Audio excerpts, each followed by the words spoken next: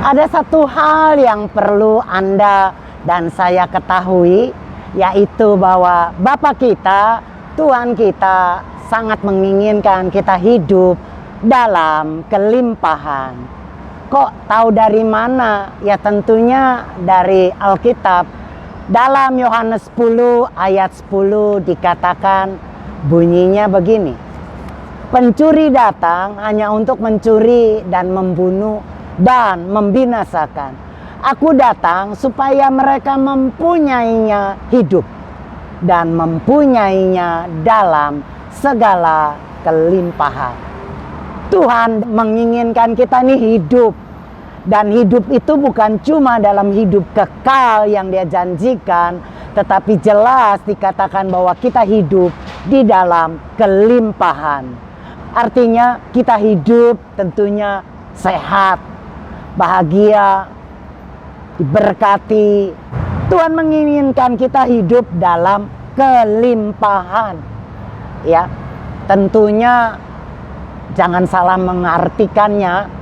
Artinya bukan kita limpah harus seperti Sultan Brunei, kaya raya, seperti mungkin ya orang-orang kaya di dunia, seperti Raja Salomo yang begitu sangat limpah harta bendanya. Bukan seperti itu sih. Tapi kata berkelimpahan artinya kita cukup. Ya, cukup pada waktu kita mau makan, cukup pada waktu kita mau membelanja. Di dalam kebutuhan kita sehari-hari tercukupi. Karena menurut saya, kaya itu tidak harus selalu secara fisik. Tidak selalu berbicara tentang banyaknya uang atau harta. Tetapi kaya itu menurut saya di dalam pikiran, di dalam hati. Karena saya dapati ada orang yang kaya, yang punya harta banyak, tapi pikirannya miskin. Sehingga hidupnya selalu merasa kurang. Akibatnya menjadikan mereka menjadi pelit, sulit memberi. Ya, kepinginnya maunya gratisan, pakai aji mumpung. Seringkali bahkan saya temukan orang yang sempit dan miskin pikirannya sering menyalahkan orang lain. Jadi pada waktu mereka berpikir mereka miskin, mereka kekurangan, mereka tidak akan pernah bisa memberi kepada orang lain. Ada begitu banyak jalan pintas yang mereka pilih agar mereka merasa jadi kaya, padahal menurut saya sudah kaya. Apa yang mereka perbuat? Mereka biasanya suka berjudi. Jalan pintas, cara cepat untuk menjadi kaya, mereka berjudi. Pada waktu mereka mendapatkan kemenangan, mereka merasa nggak cukup, rasanya sedikit. Mereka main lagi, dan main lagi. Apa yang terjadi? Mereka tidak menjadi menang. Mereka bukan jadi kaya dan limpah dari judinya, tetapi justru mereka jatuh miskin, terlilit hutang di mana-mana.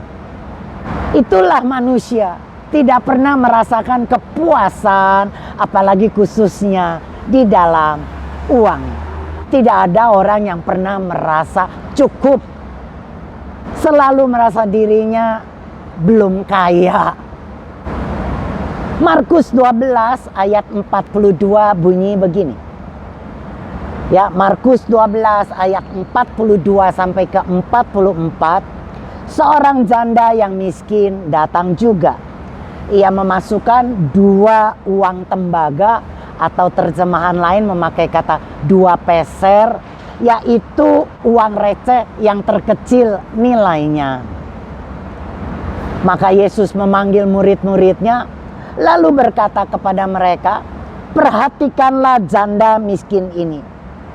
Sekalipun sangat miskin, memberikan semua yang ada padanya, justru yang ia perlukan untuk hidup.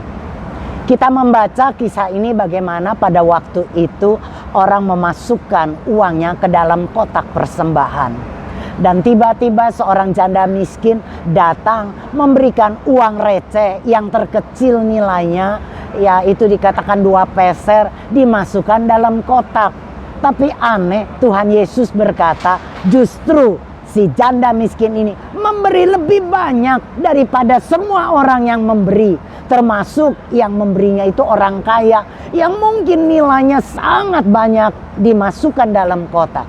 Tapi Tuhan Yesus tidak memuji orang kaya yang memberi begitu banyak. Justru Tuhan Yesus memuji kepada janda yang miskin ini. Kenapa? Karena memang mungkin nilai yang diberikan oleh janda miskin itu kecil. Tapi itu seluruh yang ia punya. Itu uang yang ia punya yang dikhususkan untuk hidupnya. Artinya dia memasukkan uang receh yang artinya itu sebetulnya yang dimasukkan bukan cuma uang receh tetapi hidupnya. Dia tidak pikirkan esok hari. Dia tidak pikirkan akan masa depannya. Dia percaya kepada Tuhannya bahwa Tuhan akan sanggup memelihara dia. Artinya janda miskin itu tidak pernah berhitungan, tidak hitung-hitungan dengan Tuhannya, karena dia mempercayai bahwa Tuhan akan memelihara hidupnya. Burung di udara dipelihara, burung di udara diberi makan. Padahal burung itu tidak pernah bekerja dan mencari uang untuk makan. Tapi Tuhan pelihara. Apalagi Anda dan saya yang adalah anak-anaknya. Percayalah, Bapa tidak akan pernah menginginkan kita mati kelaparan dan kekurangan. Dia akan sanggup memelihara hidup kita. Tapi apa yang terjadi? Kebanyakan dari kita yang tidak pernah merasakan kelimpahan. Kita selalu merasa kurang sehingga sulit memberi. Kita tidak mempercayai firman Tuhan yang berkata bahwa Dia sanggup memberikan kita berkecukupan. Kenapa? Karena pikiran kita yang sangat tidak percaya kepada Tuhan. Karena sebetulnya apa yang ada bisa kita beri kepada orang lain.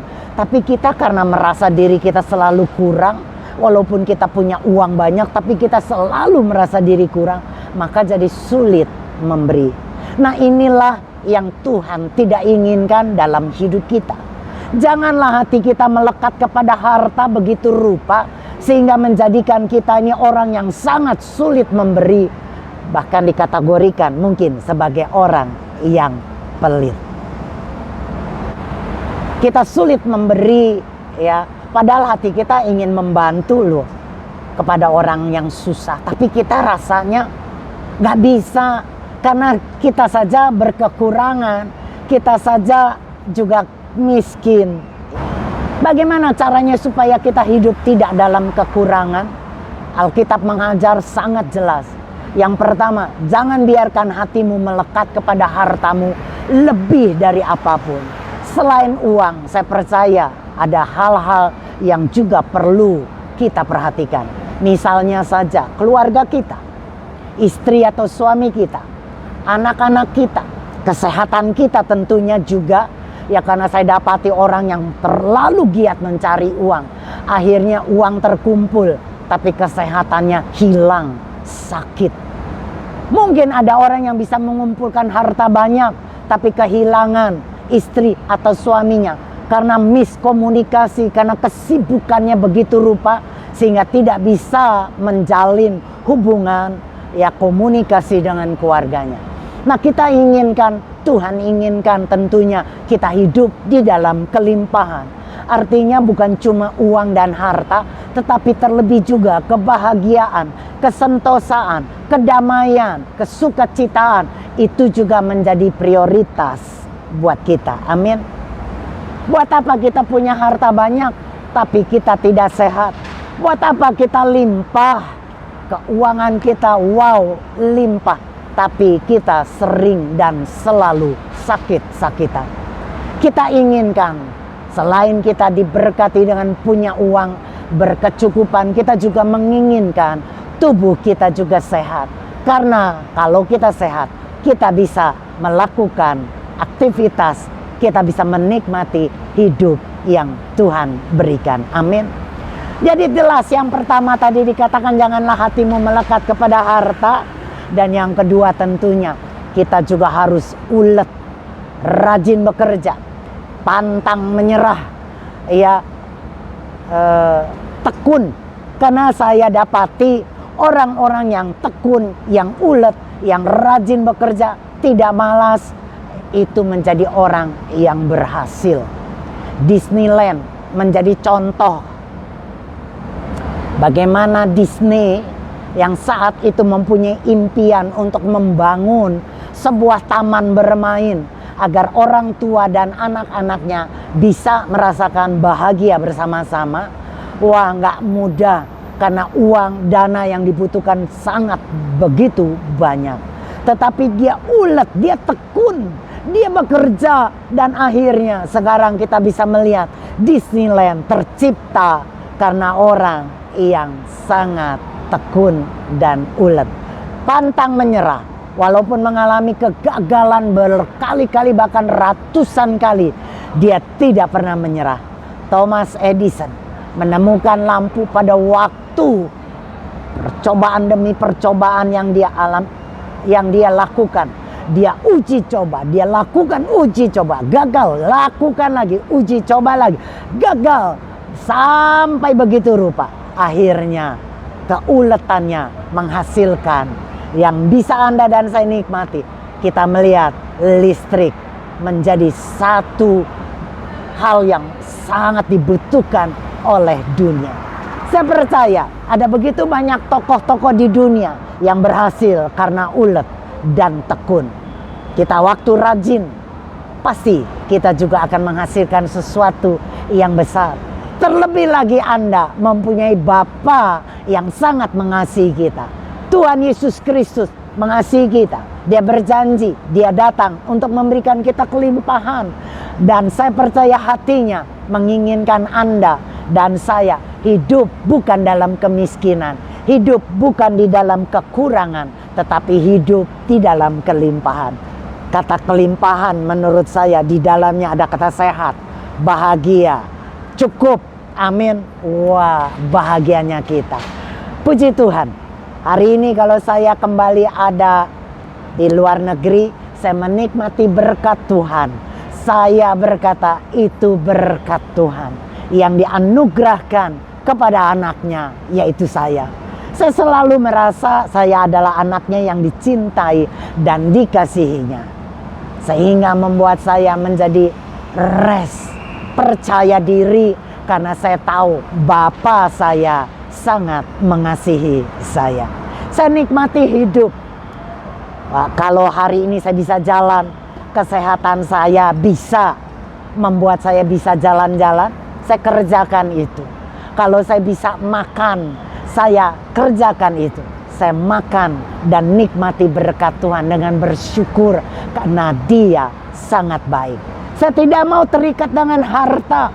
Saya tidak pernah mau mengikatkan diri saya dengan harta benda, uang yang terus saya simpan, yang terus saya simpan, dan terus saya simpan. Saya tahu banget bagaimana cara memberi, bagaimana cara saya untuk menikmati hidup. Karena saya punya Tuhan. Amin. Tuhan menginginkan kita hidup dalam kelimpahan. Lihat ini ayatnya. 2 Korintus 8 ya, ayat 9 dikatakan begini. Sebab kamu mengetahui anugerah Tuhan kita Yesus Kristus. Meskipun dia kaya, namun karena kita dia menjadi miskin, supaya melalui kemiskinannya kamu dapat menjadi kaya. Wow, amin. Dia maha kaya, dunia miliknya. Harta yang ada di bumi itu milik Tuhan, jangan lupa. Termasuk di dalamnya permata, batu-batuan, emas, ya, kekayaan alam, gas, batu bara, besi dan sebagainya. Itu milik dia. Jadi dia kaya, limpah. Tetapi Tuhan yang kaya menjadi miskin. Buat kita yang sebenarnya adalah miskin, ya, tetapi dia yang kaya rela menjadi miskin, menggantikan kita, supaya kita yang miskin menjadi kaya. Katakan amin. Satu ayat kembali, 2 Korintus 9 ayat 7 sampai ke 8. Setiap orang harus memberi menurut kerelaan hatinya. Janganlah memberi dengan segan-segan atau terpaksa, sebab Tuhan mengasihi orang yang memberi dengan senang hati. Tuhan berkuasa memberi kepada kalian berkat yang melimpah ruah, supaya kalian selalu mempunyai apa yang kalian butuhkan. Bahkan kalian akan berkelebihan untuk berbuat baik dan beramal. Wow, waktu saya membaca ini saya berkata betapa bersyukur saya punya Tuhan Yesus. Dia menginginkan kita hidup dalam kelimpahan, hidup dalam berkecukupan. Untuk itu diberikan rahasianya, berilah. Ya, tapi waktu kita memberi, jangan dengan terpaksa atau dengan segan. Karena Tuhan senang kepada orang yang memberi dengan rela hati. Ya, karena Tuhan berkuasa memberi kepada kita berkat yang berlimpah ruah, bukan saja supaya kita berkecukupan, tapi kita juga bisa memberi kepada orang-orang lain. Kita bisa beramal, kita bisa berbuat baik kepada banyak orang. Katakan amin. Buat saya rahasia untuk menjadi kita makmur, menjadi kita limpah. Jangan biarkan tangan kita mengepal terus harta kita, tapi ulurkan tangan kita untuk menolong banyak orang yang membutuhkan kita. Ulurkan tanganmu membantu orang yang membutuhkan bantuanmu, maka Tuhan akan suka memberikan limpah buat kita. Amin. Saya percaya semuanya tidak pernah mau menginginkan hidup di dalam kemiskinan. Kita tidak pernah menginginkan kita hidup di dalam kekurangan. Dia yang kaya jadi miskin, agar kita yang jadi miskin menjadi kaya. Caranya yang pertama, jangan terikat hatimu kepada harta. Yang kedua, sertakan tentunya Tuhan, ya, dengan berani memberi kepada orang-orang yang membutuhkan kita. Dan selain itu tentunya Anda dan saya harus giat bekerja, ulet, tekun, tidak mudah menyerah, pantang mundur. Maka kita percaya keberhasilan milik Anda dan milik saya. Shalom bagi Anda, shalom bagi Indonesia, shalom bagi kita semua.